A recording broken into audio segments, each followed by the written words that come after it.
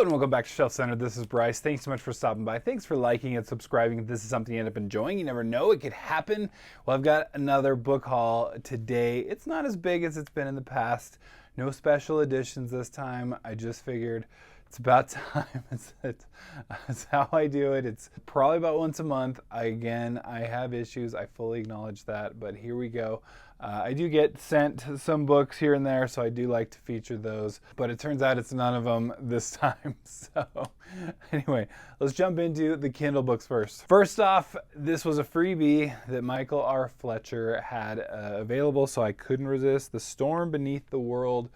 That cover just looks nuts and definitely has me intrigued as to what the heck's going on.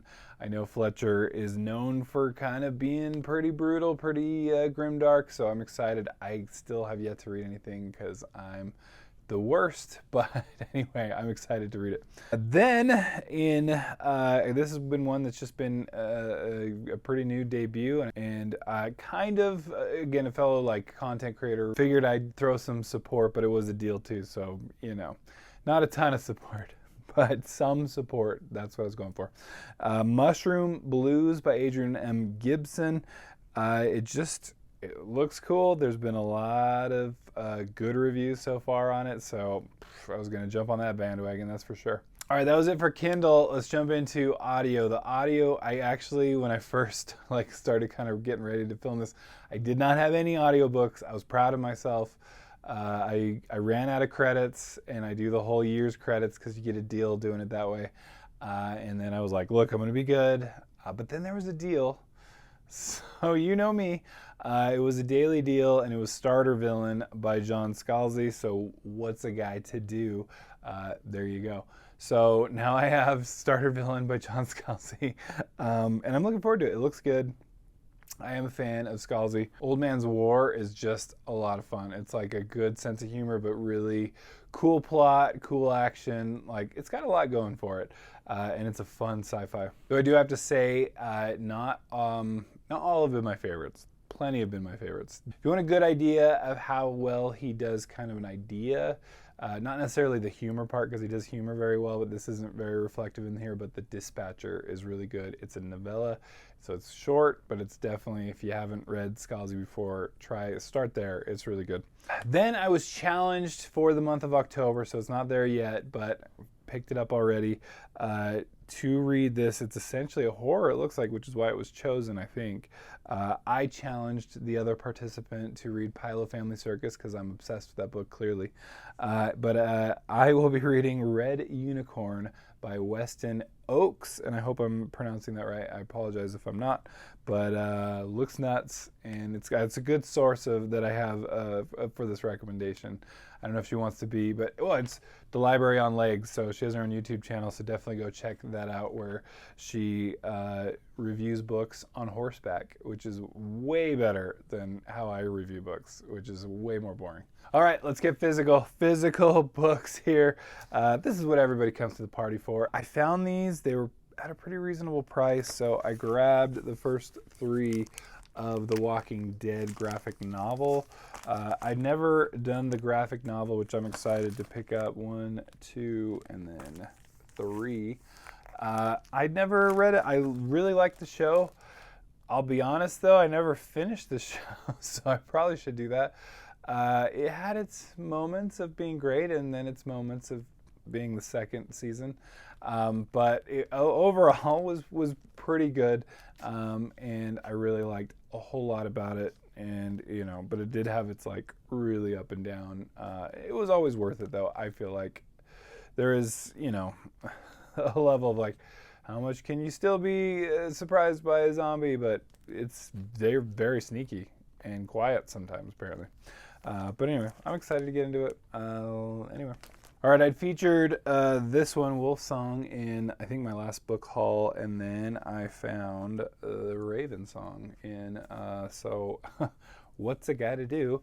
I picked them both up, have read neither of them. I like their matching. This is probably the main reason I'm picking these up, frankly, is the nice sprayed edges, which is getting very popular. It must be very cheap to do and then sells way better. Exhibit A. Right here. All right, I couldn't resist this. I've never read Ransom Riggs, but look at this cover. It is such a cool cover. It looks like an old VHS tape. I think it even has the thing in the bottom. It's got sprayed edges because obviously this is what gets me now.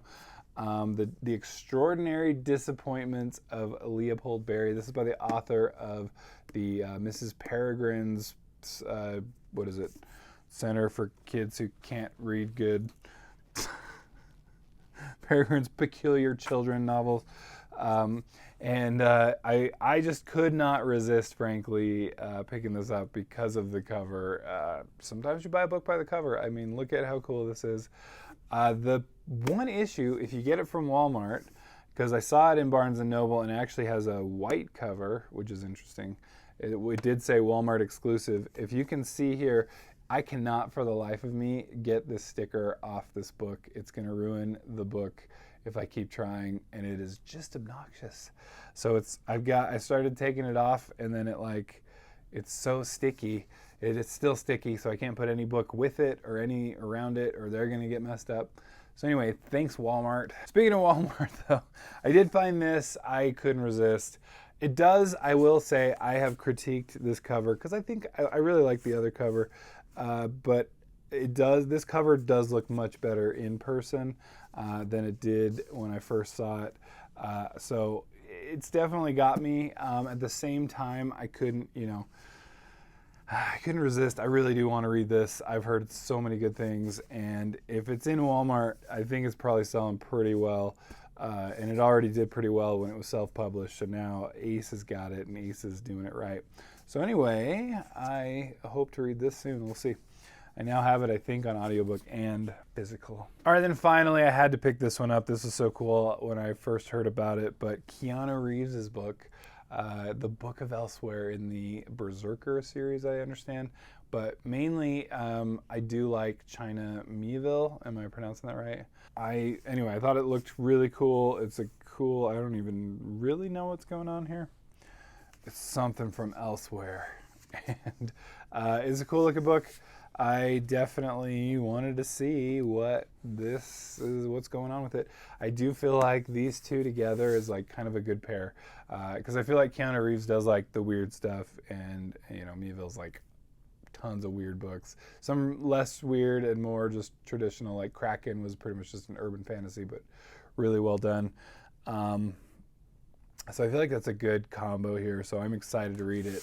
I have kind of been keeping myself away from reviews, so we'll see. Hopefully I'll read this soon. Anyway, that's my book haul for the month of September. What are you hauling? What it looks interesting? Where should I focus? Let me know in the comments below, and we'll catch you next time. Thanks for stopping by. Bye.